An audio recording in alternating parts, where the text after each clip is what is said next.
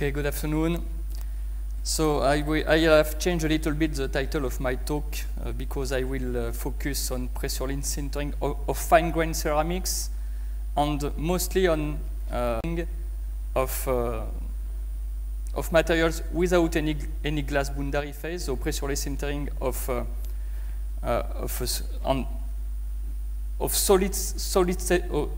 pressure-lean sintering and solid-state sintering of fine-grained materials, and also mostly on monolithic materials, not composite, because if you understand everything on pressure-less sintering or solid-state sintering of fine-grained materials alone, the tendency I will show you and present you this afternoon could be extrapolated very easily for composite materials.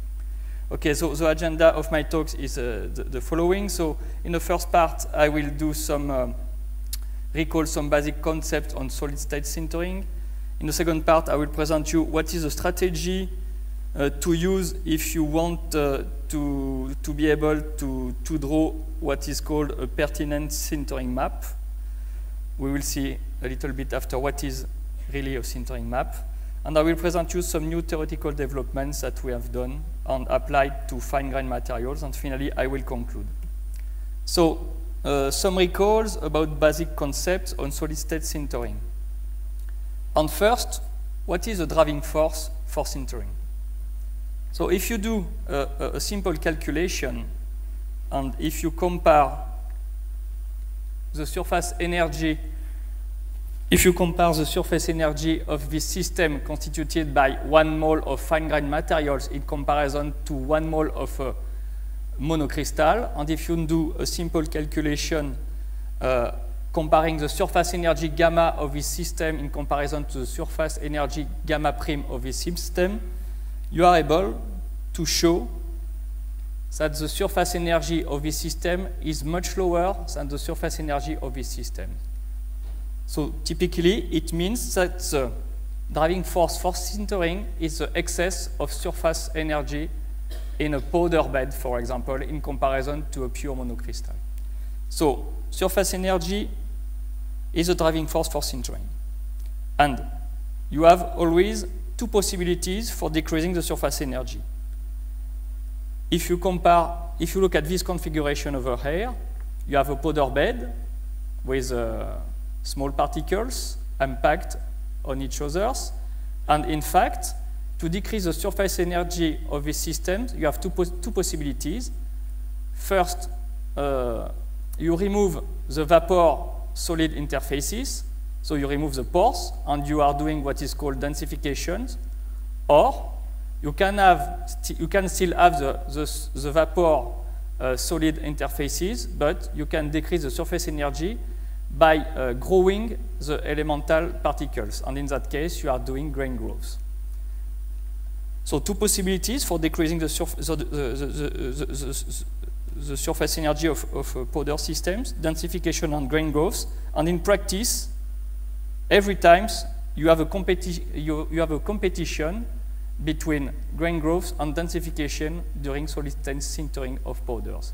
And every time, whatever the grain size level you are dealing with, whatever it is big grains or whatever it is small grains, you will always have simultaneously grain growth and densification in your powder system. So you have really to have in mind that sintering is not only the density of your compact, but it is also the grain size. And a lot of people are using experimental matrix, for example, to work on sintering.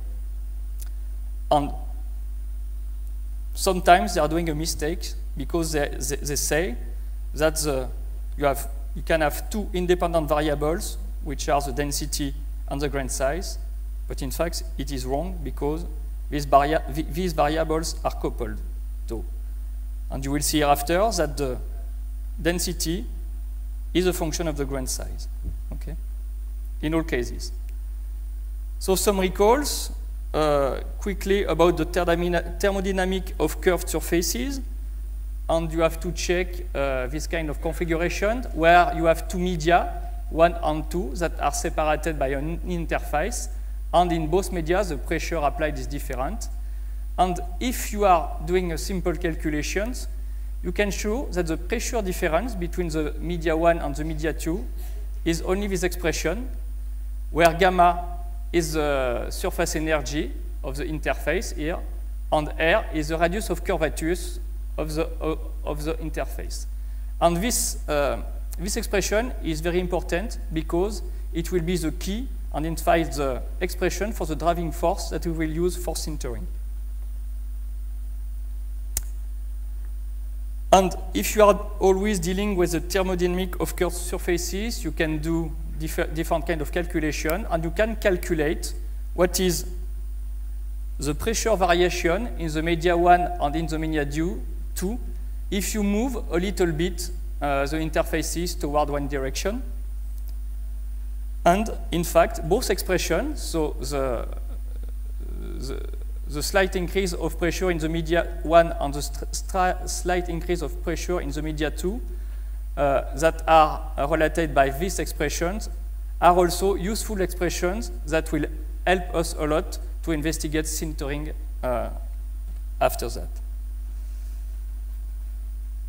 You can do also other calculations applying this kind of configuration here in the real case of sintering. So for sintering, we will say that media 1 here is the solid, and media 2 is the atmosphere around the solid particles. And by doing such hypothesis, you can really simply obtain this kind of expression. So the variation of pressure in the solid and the variation in pressure in the gas that is surrounding the solid. And both expressions will be also very useful in the following to investigate sintering. So I went very quickly on this kind of calculation because I think that you will have the transparency after, and you will be able to come back on that with time. But the expression here and here and here are very important to understand really what happens during sintering. So now, when you are doing sintering, in fact, you are doing something like a welding of two solid grains. And you can approximate the situation dealing with solid stain sintering of ceramics, for example, by this kind of configuration, where you have two spherical grains that are welding here, and around that grains you have the vapor of which is surrounding the solid phase. And if you do some approximation on the shape of the grains, you will be able to use the expression I showed you just before, and to calculate what are the pressure differences in the different locations around the grains over here or over here. And you will see that the pressure difference in the different areas like here and here are not the same. And because you have some pressure difference in your system, you have also some matter concentrations that are different everywhere in your system. And same thing as before, I go very quickly on that. Because you have some pressure difference, you can calculate very easily using the expression of the chemical potential of your system, what are the concentrations everywhere in your system. And here, this is the key expression that will be useful to analyze what happens during sintering hereafter. And in fact, if in your systems, if there are concentration gradients, of course, because you have not an equilibrium, you will have fluxes of matter to try to establish the thermodynamic equilibrium at the end. And in fact, if you use the expression I showed you before very quickly, and if you go to this situation where you have two solid grains on the neck which is forming between these two grains, the neck is something like a welding between the two grains.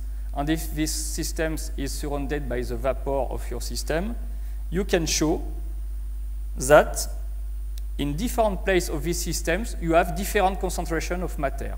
Okay? And because this concentration and this concentration are higher than the concentration over there, you have a flux of matter from this area and this area to this area. And this explains you why a powder bed is densifying via pressureless sintering, only because of the curved surface and of the thermodynamic of the curved surface of your system. So, if you are able to deal with the different fluxes that are in your powder compact, and if you are able to control the fluxes, in fact, you will see that everything is controlled. To go back a little bit on the different kind of mechanisms that are present during solid-state sintering, two graphs are very important, this one and this one. On this one, you have the relative density of your powder compact in function of time.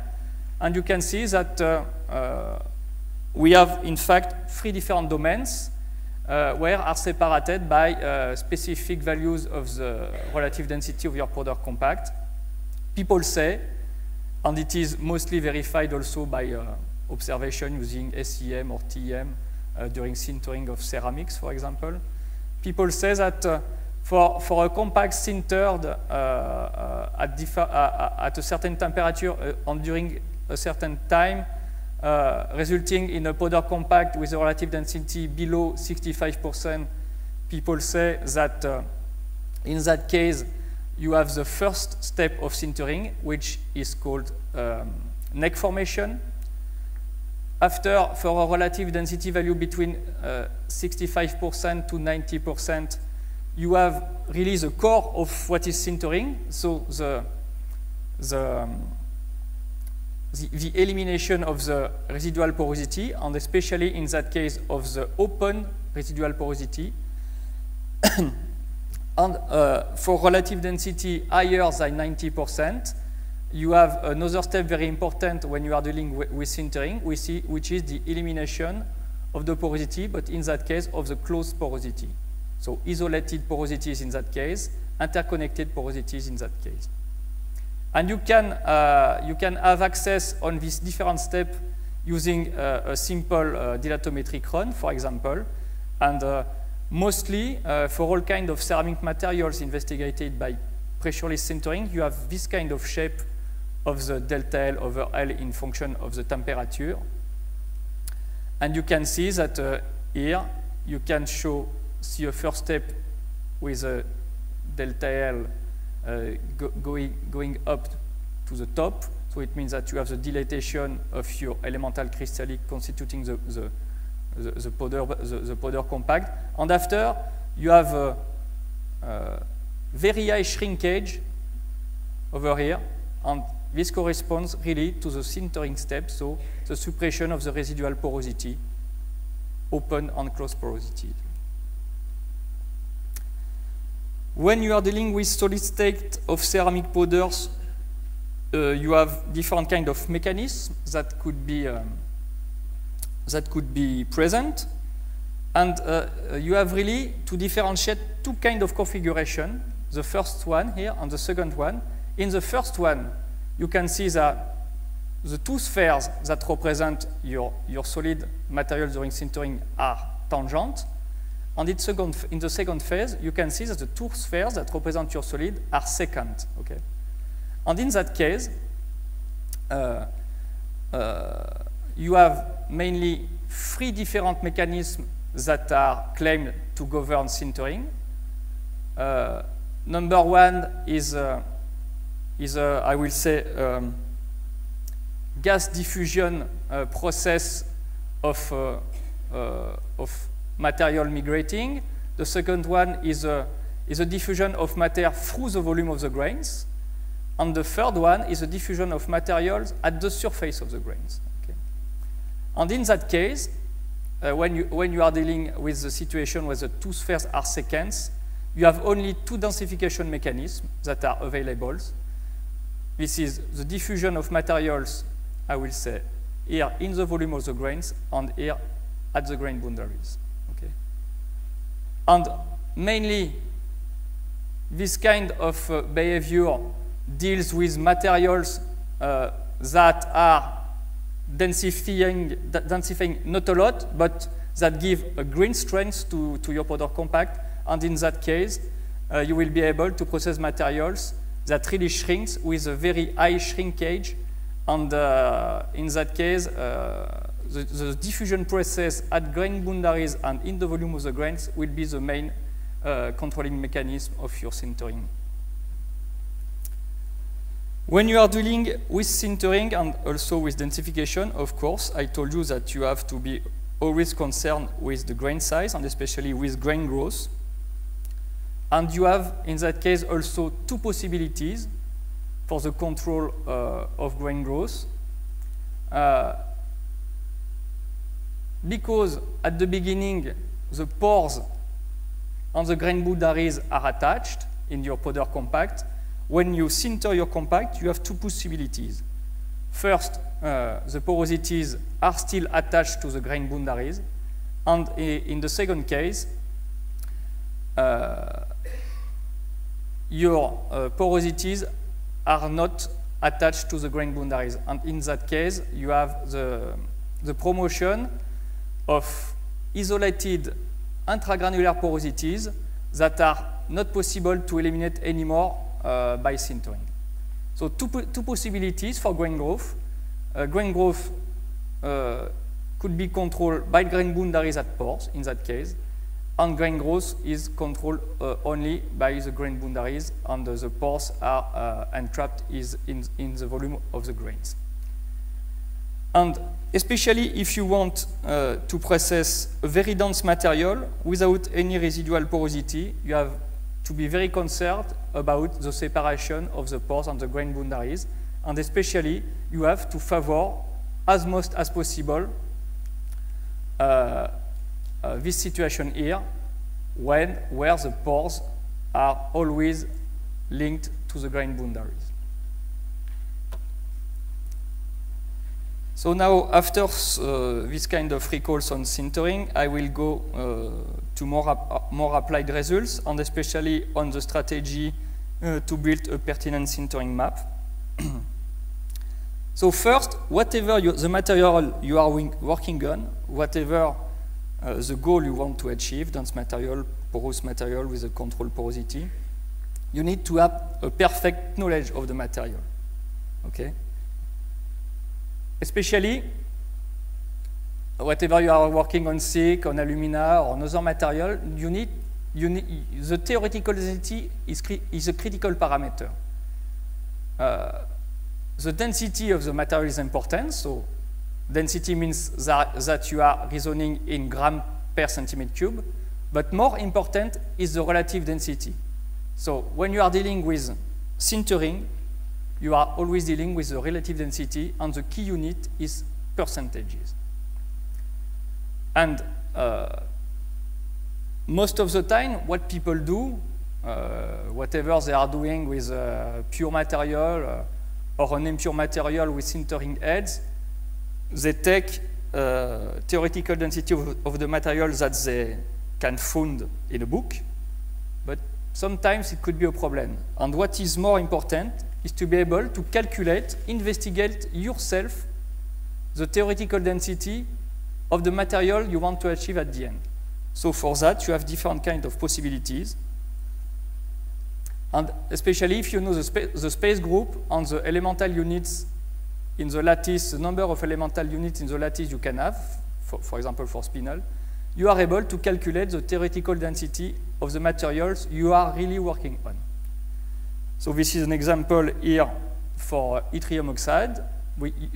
Using X-ray diffraction on the powder we have determined the space group, we have determined the lattice parameter, and we were able to calculate the theoretical density of the powder we will work on, and it is, in that case, slightly different than what you can find in the literature. You need also to have a perfect knowledge of the raw powder you are working on.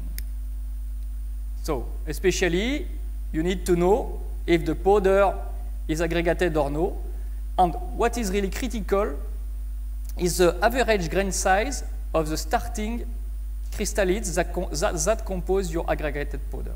Okay. Here you have the powder, here you have the powder at a higher scale, but really what is important is the size of the elemental crystallite you can see over there. So they are very small, they are below 100 nanometers, so they have a nanometer character. And also, what is important for sintering is the reactivity of your powder, so the specific surface area, and also the impurity you can have in your powder. So in our case, we were dealing with very pure materials, but you have some key impurities when you are dealing with sintering, which are calcium, potassium, sodium, silicon. This is the main impurities you have to focus on when you are dealing with pressureless sintering of ceramic oxide, for example. And you need to know perfectly your powder. Also, I will say at this macroscopic scale here, but also at a very fine scale. And sometimes it is very useful to observe your raw powder using TEM, because you can see really the elemental crystallites.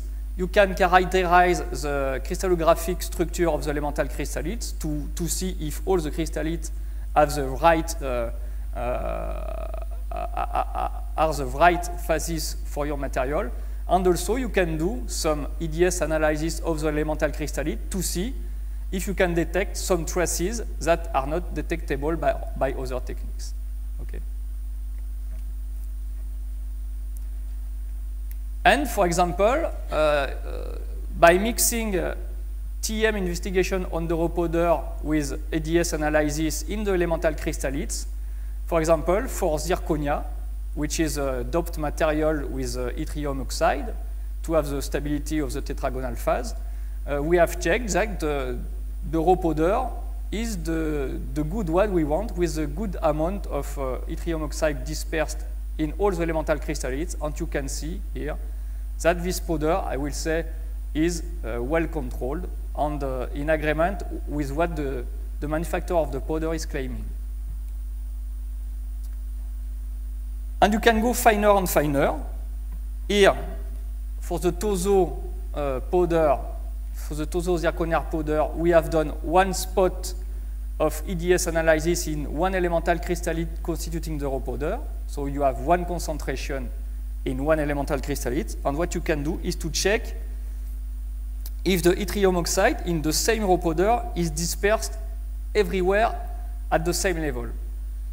So this is a STEM dark field image of the zirconia Tozo raw powder, and you can see that this is the distribution of yttrium, oxygen, and zirconium in the material, and we confirm in that case that yttrium in the Tozo TZ3Y powder is homogeneously distributed. Okay.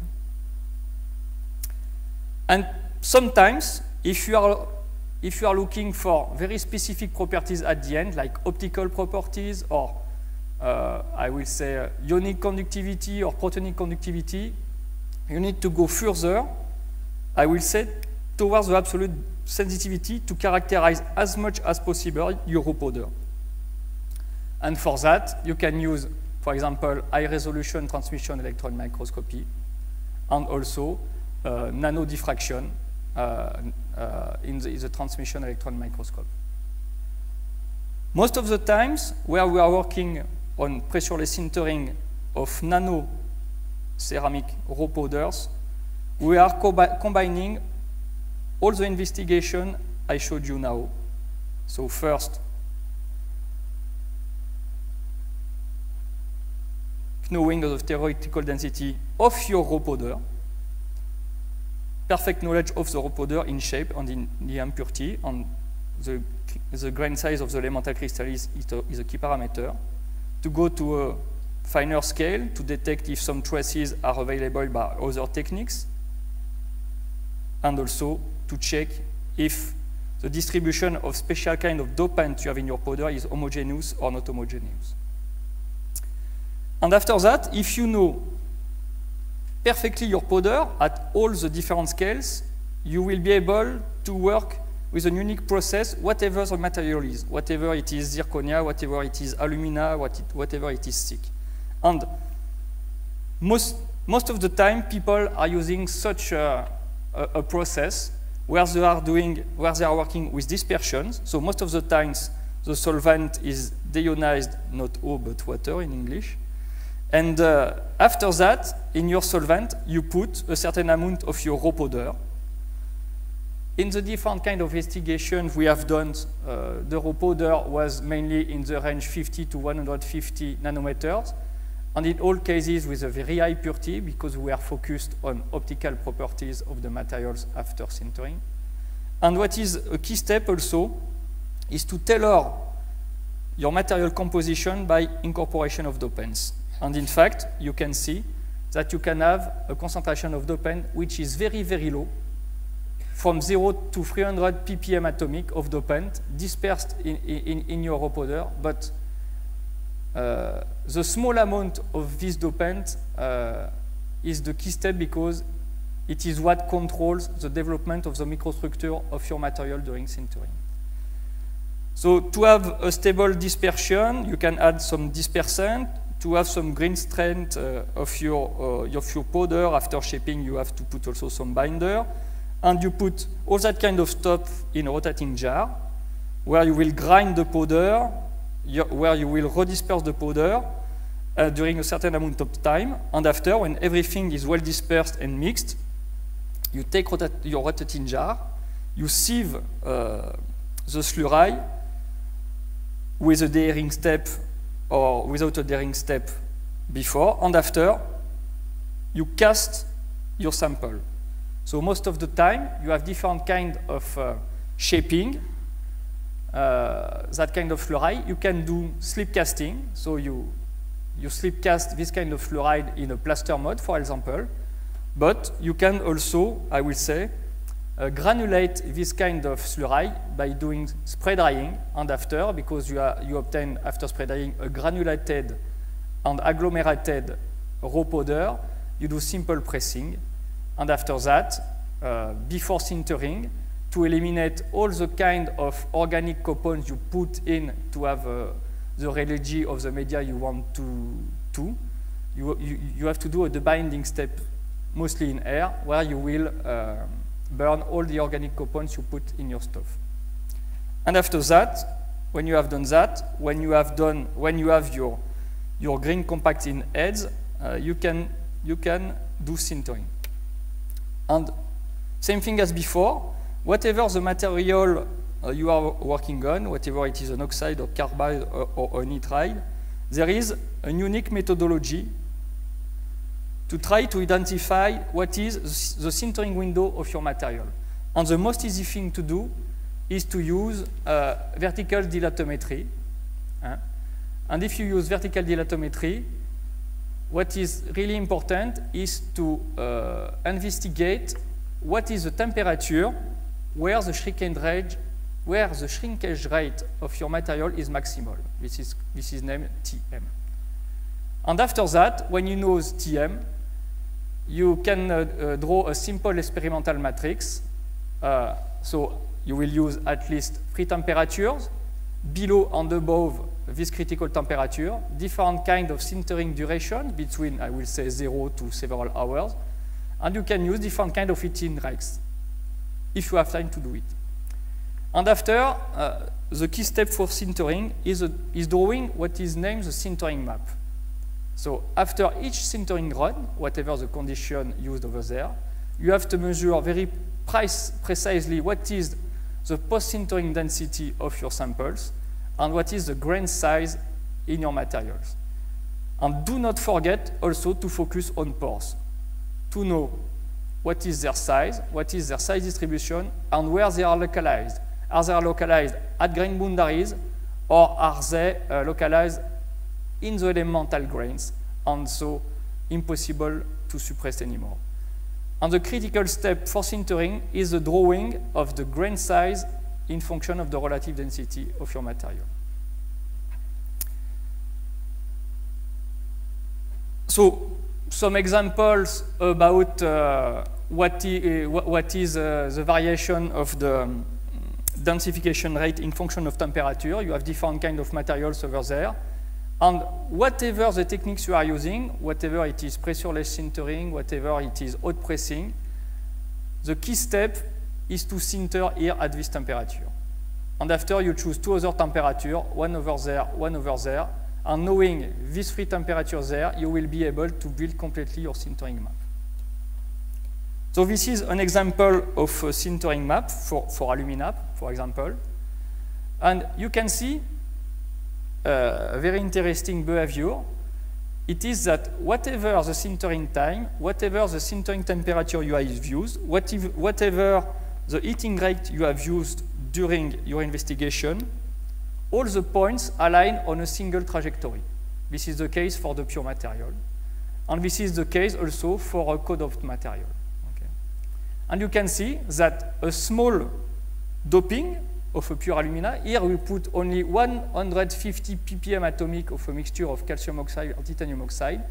And you can see that a small doping of a pure alumina is changing drastically the sintering map. And why it is interesting to know that kind of drawings? In our case, it was because we are trying to develop transparent alumina. And because alumina is a birefringent material, to limit the birefringence phenomenon, the thing to do is to have a grain size after sintering as small as possible in the alumina. So you can see that if you are able to sintering your material at a relative density around 95%, as it is the case for the co-doped material, you will have a material with a grain size of 0.3 micrometer. In comparison, the pure material will have a grain size between 0.35 and 0.40. So an advantage of this small doping is that for the same relative density, you will be able to have a finer grain size. And if you are able, after this pressureless sintering step here, to do a heap step, which will be able to give you a fully dense material without any grain growth anymore, the microstructure of the final materials at the end of sintering will be much smaller in the case of the co-doped material in comparison to the pure material, and so we can think that optical properties will be better for these materials in comparison for the pure formulation. So that is what we checked. So this is the TM pictures of both materials. So in brown, or perhaps it is green, sorry, I'm Daltonian. So I will say on the left, you have the microstructure of the pure materials. On the right, you have the microstructure of the co-doped materials, fully dense material after heaping. And you can see that clearly, dopant gives you a finer microstructure. So finer, I will say, in the absolute grain size, but also much more homogeneous in the distribution of grain size after sintering. And the dopant system does not segregate at grain boundaries. So clearly, a very small amount of dopant enables you to limit strongly grain growth. And to know where was our dopant after sintering, we have checked using nano EDS analysis at grain boundaries in the co-doped materials, and you can see that really the very small amount of dopant you put in the co-doped materials, the dopants are really segregated at grain boundaries.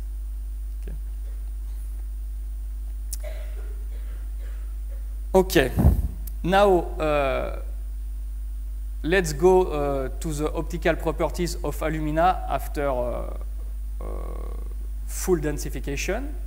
And you have here the measurement of the inline transmittance of your material. So this is typically something like the transparency of the materials in the visible range.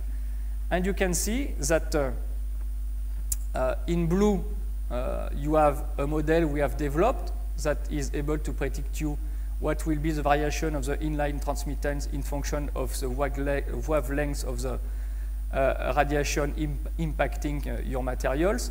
And you can see that the experiments were slightly below the theoretical curve in the case of pure alumina materials. And despite we have measured carefully the grain size, despite we have measured carefully the relative density of the material after sintering. And that is why you have also to be very focused on where are the residual porosities. Here you can see in the pure material that you have entrapped residual porosities in the elemental crystallites. These porosities are very small, 50 to 70 nanometers. And this is because of this very small amount of residual porosities. The residual porosity is 0.007%. And that's because you have such a kind of tiny residual porosity entrapped in the elemental grains of alumina that the experimental optical properties of the material are not as good as the predicted one.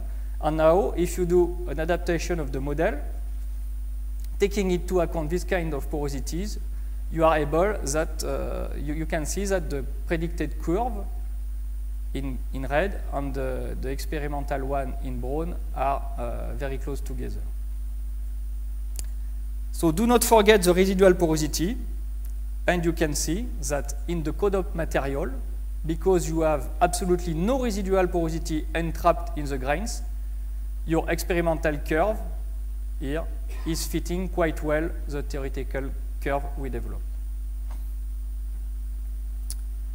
I will go faster on that.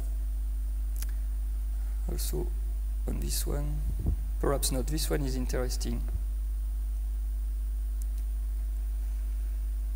We were dealing with materials that has been shaped mainly by slip casting, so very homogeneous distribution of the grains and the porosities together.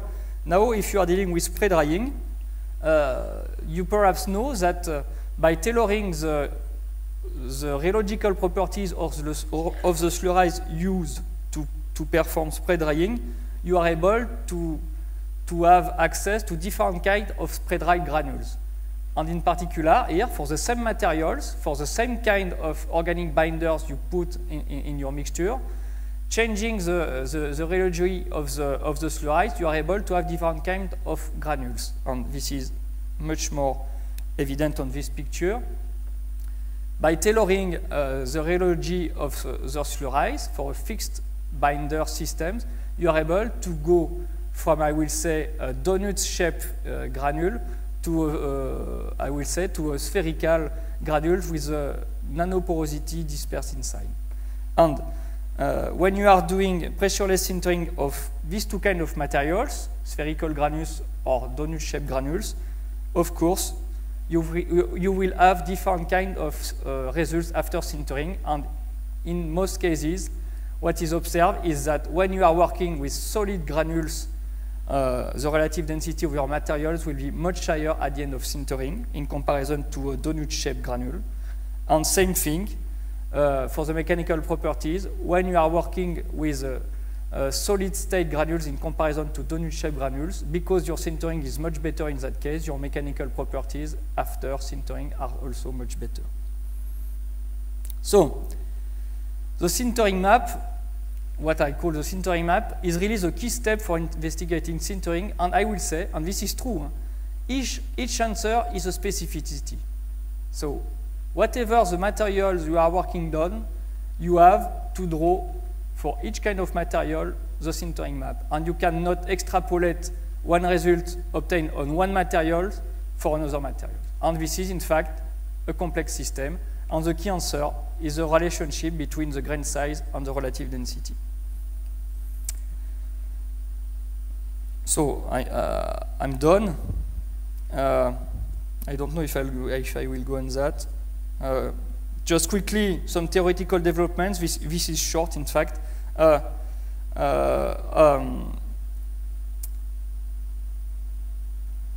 So when you are investigating sintering, why it is important to know what are the densification and grain growth mechanisms which are involved.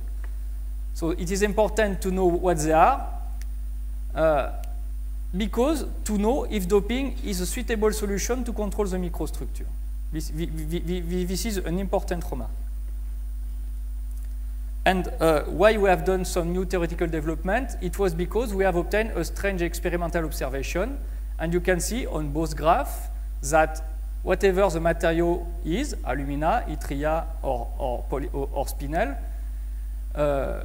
whatever the sintering temperature, whatever the sintering duration, and whatever the heating rate, in all cases, all the experimental points align on a single trajectory. And in fact, it seems, in these cases, that you have a state function of the grain size in function of the relative density. So it means that grain size is only depending on the relative density. And when you do some, I will say, interpolation of these points by some curves, in all cases, you can see that you have this kind of expression, 1 over g squared is a linear function of the relative density. So for me, it was not a hazard, and we have tried to develop some theoretical expression to fit with this experimental behavior. So I will go really quick on that, but if you assume that grain growth is controlled by grain boundaries, you can have an expression of the grain growth rate being this one. You will be able to read that in the slides you will have after. And if you assume that the densification is progressing by grain boundary diffusion, you can calculate with what is the densification rate of your system, which gives this expression.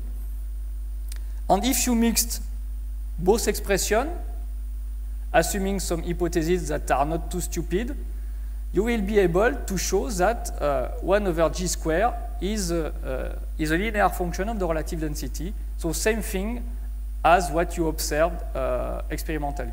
So in that case, phenomenological development fits with these experimental results.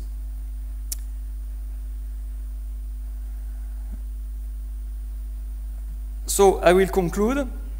So I hope to have convinced you that sintering is an easy problem to treat. It's really not difficult.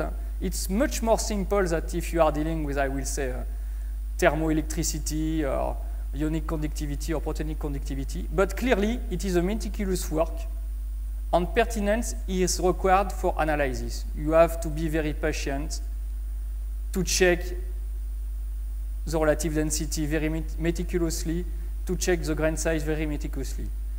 Clearly, it takes time, but it is a critical step for polycrystalline materials developments. Really, this is the key step. So thank you for attention, and if you have some questions, I will try to answer.